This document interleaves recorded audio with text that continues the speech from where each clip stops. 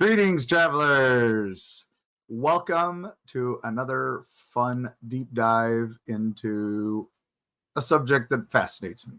That's basically what these Tuesday Eerie travels are for, or whatever day you're listening on. Just tune in and listen to my crazy rants about things that just happen to catch my attention. Well, this day I decided to do a little deep dive into something that's very esoteric and just something that follows one of my eerie fascinations, and that is the homunculus. Basically, a tiny, artificially created human.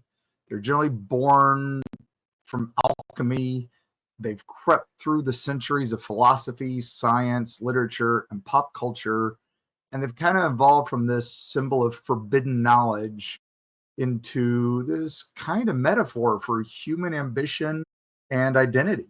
I'm going to try to start with its arcane origins and bring it up to some modern incarnations. Some of them you probably know. Just this miniature being just keeps haunting us. Enjoy. The homunculus, which is Latin for little man, first gained prominence in the 16th century because of Paracelsus. He was the Swiss physician and alchemist, and he blurred the lines between science and mysticism big time back in around 1537. Yeah, we're back in the Wayback Machine for this. He wrote a treatise called De Natura Rerum, and Paracelsus described in this a method for creating a homunculus. And the method was used human sperm, sealed glass vessel, and then you put it in horse dung as an incubator. And after 40 days, he claimed a tiny human would emerge, which could then be fed wisely to grow and gain intelligence. Now, this recipe was never really meant to be literal. It's alchemical tradition. So it's you looked at these and you experimented on them yourself as a fellow alchemist. Now, what this did was the homunculus kind of symbolizes here the power of transformation, the manipulation of nature, and the pursuit of the divine. They wanted to become a creator, and I think you might detect where this would lead later to some people who knew this study. So a theme that would echo through literature ahead. There are some earlier echoes of homunculus, mostly in Islamic alchemy. They were more artificial life creation and not called homunculi, but they were similar. They replicate life through knowledge. Even in Gnostic traditions, there's some miniature beings often symbolizing the soul or divine spark trapped in the material world. With them, it's not just really a construct. It was just a creature. That's where that was at. We kind of move forward a little bit in time, 17th, 18th centuries. And the homunculus kind of takes on a scientific guise through the theory of what they called performaticism, which early biologists, basically not understanding embryology, they proposed that human sperm, again, contained a fully formed miniature human, a homunculus, if you will, that simply grew larger during gestation. This idea, though, was eventually debunked, and it reflected mechanistic view of life and kind of reinforced the patriarchal notions of male creative supremacy. But the sperm homunculus became a subject of satire and philosophical debate. Thinkers like Voltaire mocked this as totally absurd. And if every sperm contained a homunculus, then each homunculus must contain another ad infinitum. Love Voltaire. We'll do an episode on him at some point, but we'll get back to that. So then in early 20th century, we get the homunculus reemerging in neuroscience, but not as a creature, but as a metaphor again. Now, a neurologist named Wilder Penfield, he mapped the human brain's motor and sensory cortices, and he created these distorted figures known as cortical homunculi. Now, these diagrams are very grotesque to look at, and they show which body parts had the most neural representation. So this resulted in kind of these exaggerated hands and lips and tongues. And although scientific, these images are just so surreal. They're almost Lovecraftian, right? They remind viewers that our perception of the body is not uniform at all, but warped by the brain's priorities. And it's just kind of this modern semi-echo of the homunculus's symbolic power. So we're going to take a quick break and we're going to get how it transforms now. This scientific background and all that becomes the inspiration. And I think you know where it's going, but there's some others you may not know. So we'll be right back.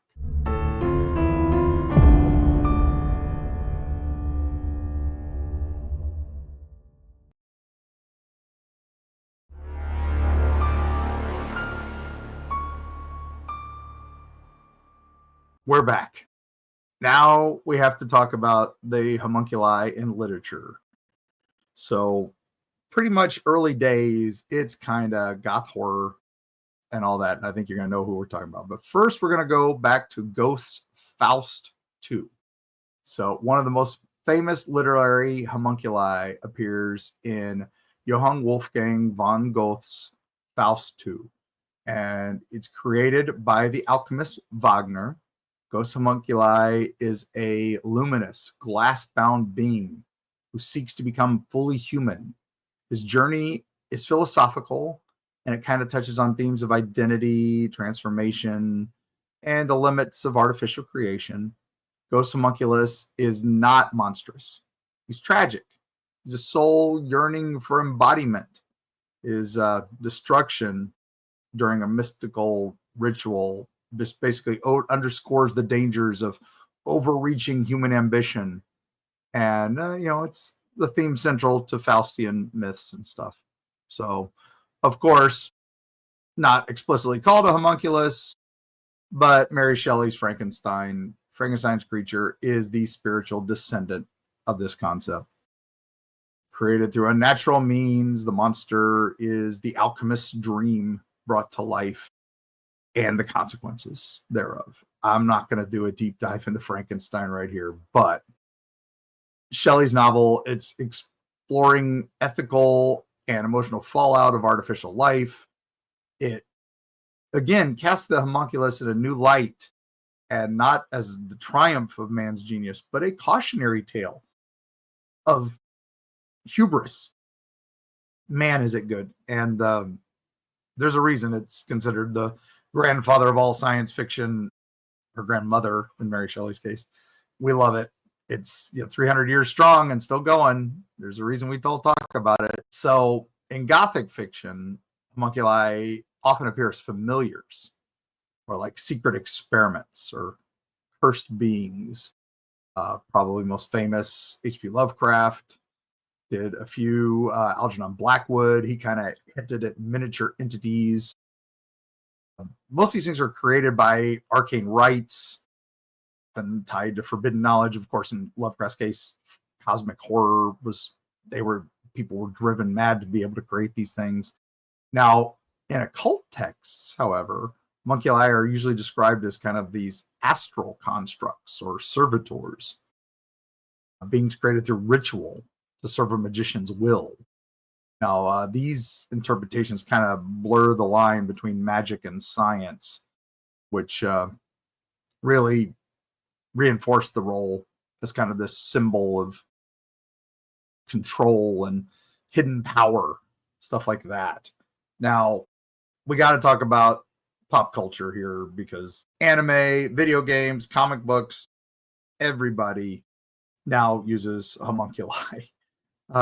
Perhaps the most iconic in anime and manga is from one of my kids' favorites, Full Metal Alchemist. And here, homunculi are powerful humanoid beings created through alchemical transformation. And each one represents one of the 7 deadly sins: lust, gluttony, envy, etc.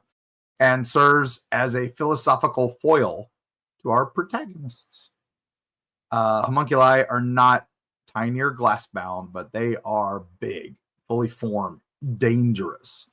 And again, they're embodying moral consequences of alchemy and the pursuit of forbidden knowledge.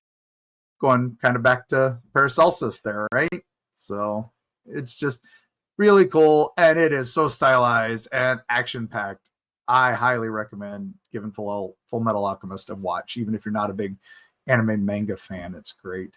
Now, book and video game, we've got The Witchers. So Witcher series, homunculi appear in it. They're usually created by sorcerers, and they're generally guardians in the levels or in the books. I think they used one in the TV show. I haven't watched in a while. I'm going to have to go back and refresh my memory. But again, hubris, unnatural creation that created these things. One of my friends loves Bloodborne. I couldn't get into that game at the first, so I never really went back to it. I've seen good things about it. I probably should. But again, homunculus-like creatures all throughout laboratories and decaying mansions there, and they're usually malformed and tragic. And again, the game's all about madness and tampering with life and the problems, the consequences of that. That Victorian, grotesque, surreal setting of Bloodborne, it's drawing from that alchemical lore and Gothic literature, which that's the setting of the homunculi. Now, I can't go anywhere without talking about my favorite homunculi, Roger the homunculus. He is in the comic Hellboy, and he's kind of hidden in a scene in one of the Del Toros when they're walking through the library. You see him back there. But anyway, he's a clay being born and animated by occult energy, and he kind of becomes this gentle giant. He teams up with Hellboy and Abe and the team a bunch. I'm not going to spoil anything for him, but his story is incredible. And we already know Mike Mignola and all the writers for the Hellboy series. They do so well.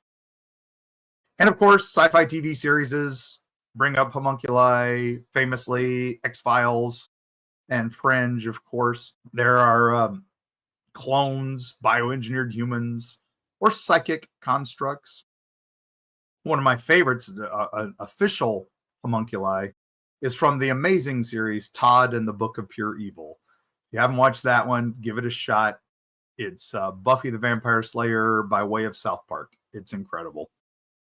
Just that great thing. And their homunculi episode is probably one of the most hysterical things ever. So we've got it. We know what they're for. Their creation, their control. Homunculi are identity and the embodiment of identity. And then, of course, hubris and consequence, from Paracelsus to Frankenstein to X-Files and Hellboy and Todd and the Book of Pure Evil. They're metaphor, artificial intelligence, genetic engineering, digital avatars. These are homunculi. We're building increasingly lifelike machines and virtual selves. The homunculus reminds us of that boundary between creator and creation. And it just shows us that it's kind of porous and maybe a little bit perilous. So thank you all for joining me on this little study of the homunculi and the homunculus. And we've traveled quite a bit on this one. So thank you, patrons and Patreon members, for doing all the things that you do to help us keep going. Even $1 helps. We appreciate that. Thank you to our sponsors. Thank you to all of you who just like, share, and subscribe. If you haven't already, please do. Tell your friends about us. We're happy to grow our audience one person at a time. It's fantastic. And for those of you who have met us at recent events, thank you so much for coming up and shaking our hands or grabbing our books or bringing books for us to sign. We love that. The new book is out and about. We're having a great time with that. With that said, I'm going to wrap it up here. So from the bubbling flasks of Renaissance alchemists to the neon lit screens of anime and video games, the homunculus has journeyed through centuries as a symbol of mystery, ambition, transformation. It's a creature not born of nature, but of imagination. A mirror reflecting our deepest hopes and fears about creation, identity, and control. So whether it's tragic, monstrous, or philosophical, It's a Gothic icon and a speculative muse. It whispers from the shadows of history and fiction. And we have to ask, what does it mean to create life? What price must we pay to do so? Can we get it to dance to putting on the Ritz? And we'll see you on the other side.